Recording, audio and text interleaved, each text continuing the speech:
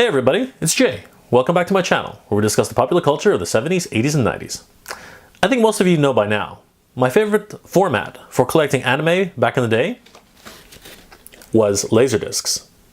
LaserDiscs have been around since the mid-1980s, but they were so prohibitively expensive that it was hard to collect anything, or buy even a regular LaserDisc player at the time. I was able to start collecting LaserDiscs probably around the early 2000s. Unfortunately, the first LaserDisc player I bought didn't stand the test of time. But thanks to YouTube, I was able to find a few techniques on how I could possibly revive my original LaserDisc player. And I wanted to share some of that experience with you today. Let's have a look, guys.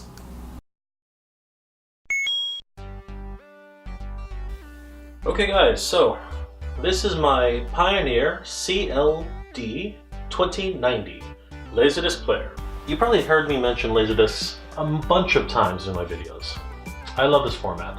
It really was one of the best quality that you could get back when you were collecting anime for the first time. Now, this particular player has several features. It includes the ability to play back CDs, CDVs, and LaserDiscs. Now, the one amazing thing about this player is that in conventional LaserDiscs, you would have to open up the tray, insert the LaserDisc, and then afterwards, when side A is completed, you would remove the LaserDisc, flip it over, and then put it back in the tray to play side B.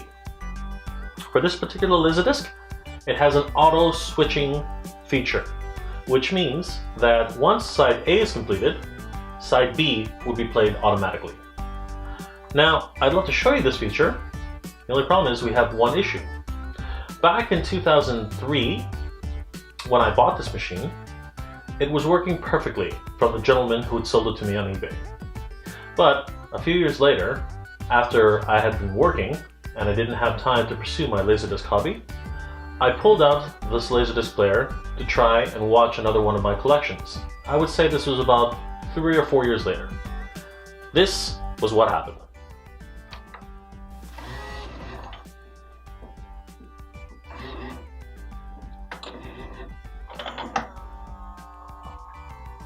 As you can hear, the LaserDisc player is struggling to open its tray.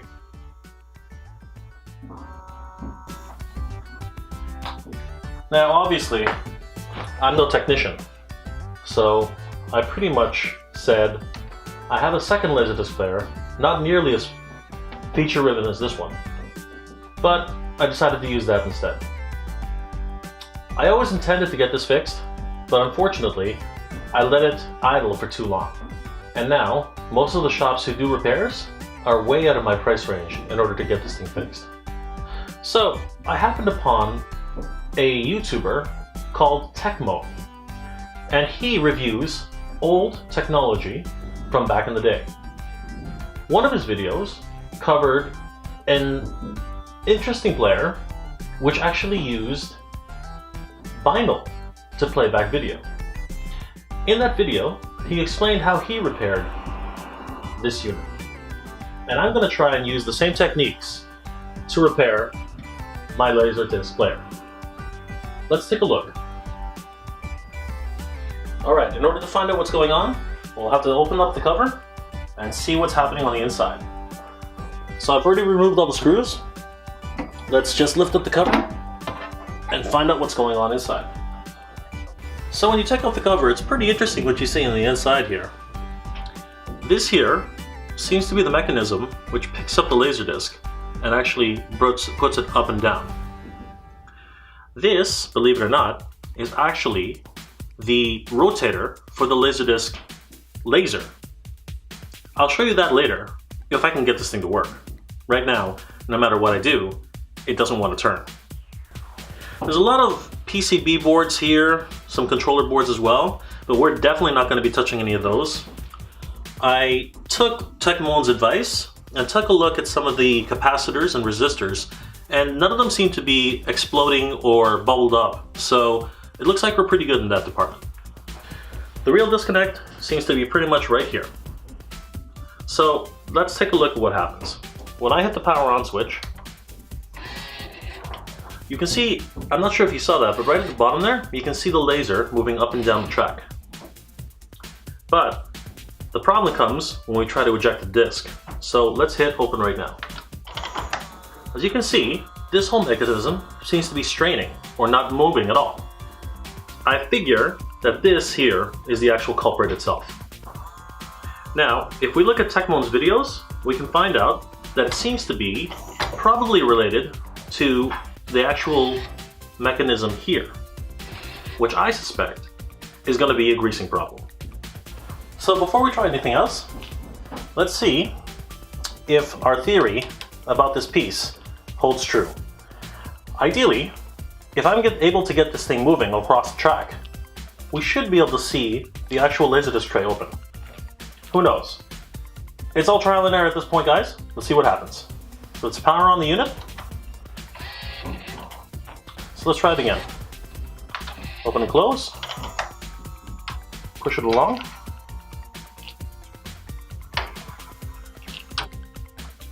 It finally opened. Now, maybe it's because the track is not lubricated, but apparently there's something with the disc tray door as well. Let's see what we can do. So, if we look at TechMoan's video, a lot of the times he says that these parts here, this track in particular, sometimes needs lubrication. Actually often, because this is the actual track which these points here move along. So all he says to do is to clean up this area and put on some lubrication. Oftentimes, that'll pretty much fix the problem. Fingers crossed. We'll see if that does the trick.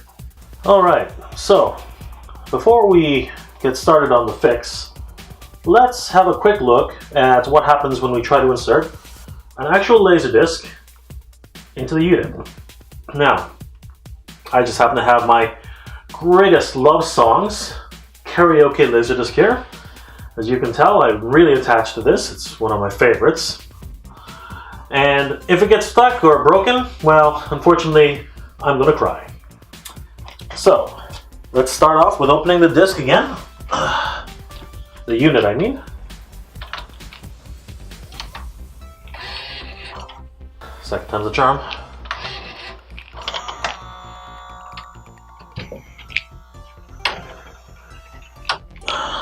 So unfortunately, as you can see, we really have to give it a lot of effort to actually get it in there. So let's take the LaserDisc out.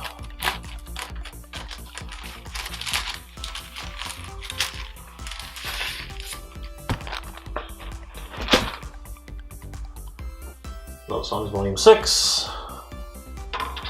Place it back inside. So closing her up definitely doesn't seem to be the problem. Loads in properly. Let's see if she works out. Let's hit play.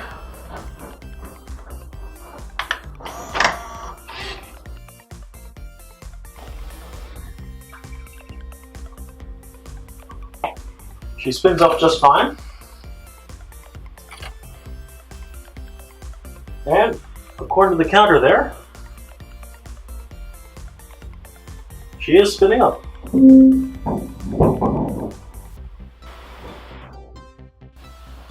And now, for one of the most interesting features of this unit, let's see what happens when we do a flip to side B.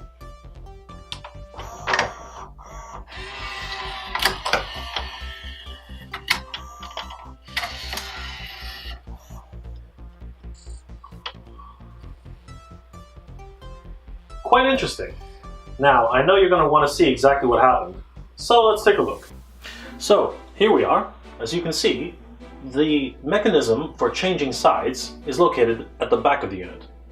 Once we decide to flip the switch, the unit itself takes the carriage, retracts the laser into the unit, brings it back up, rotates it, and allows it to actually start spinning the head on the opposite side of the disc.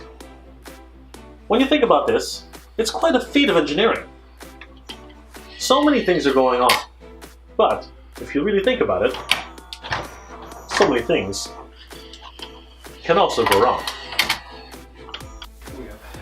As with anything, we've unplugged the system from the wall. So now, we'll take some of our rubbing alcohol.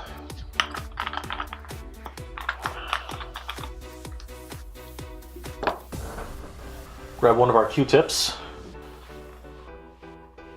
Flatten it down so that as little fibers as possible are actually on the Q-tip itself. Apply a little bit of rubbing alcohol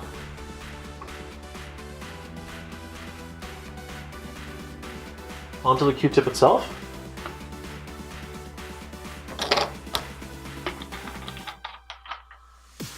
We'll smell it for age. Ah.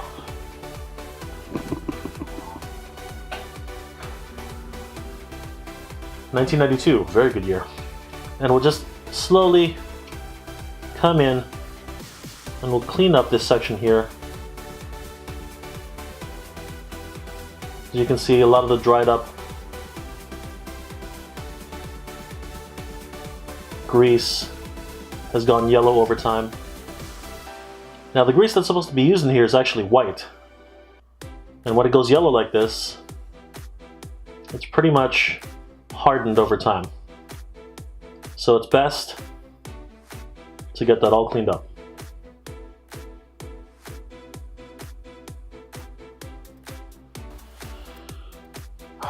So we'll take some of our grease, apply a generous amount on the actual cotton swab, and we'll reapply it. Oh gosh. Into the areas that need the grease the most.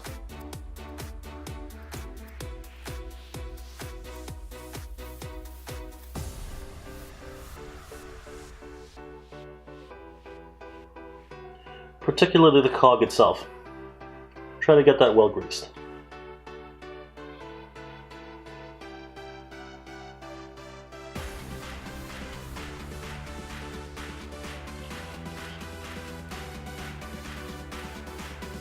Don't be shy.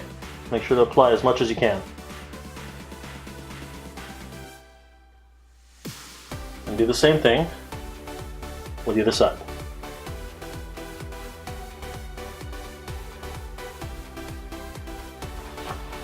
So, let's plug the unit back in. Power on.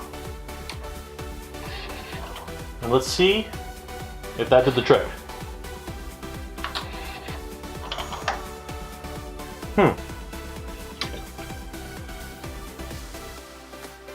Alright, there you go.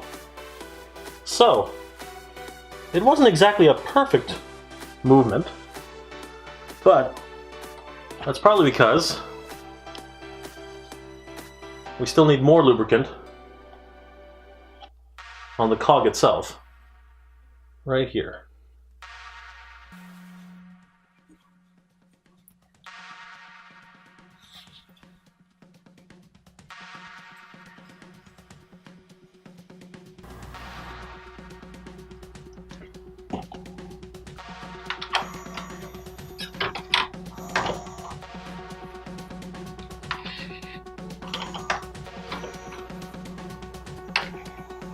As you can see, it now opens and closes much smoother than it did before. So, let's come in, take another look, and we'll be right back.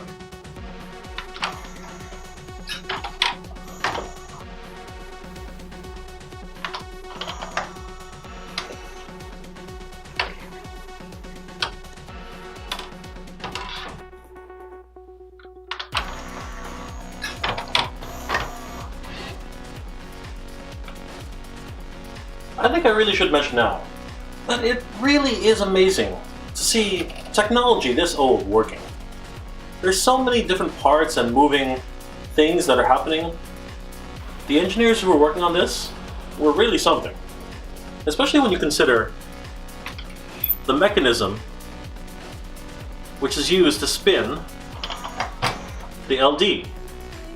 Now, I don't know if I knew you noticed, but if you look at the LaserDisc when it's playing on side A, it rotates clockwise.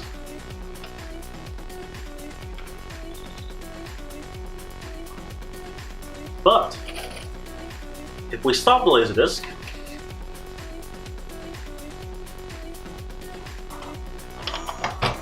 and switch over to side B, watch the LaserDisc carefully.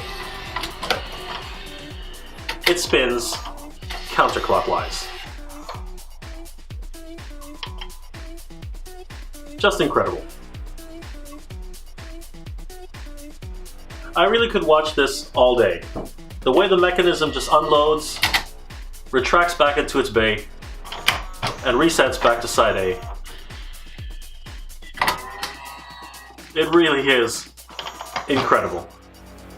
So, big thanks and shout out to TechMoan for helping me out. Guys, if you'd like to take a look at TechMoan's YouTube channel, I'll leave a link in the description below. I hope you enjoyed this video, guys, and we'll see you next time. Thanks for watching.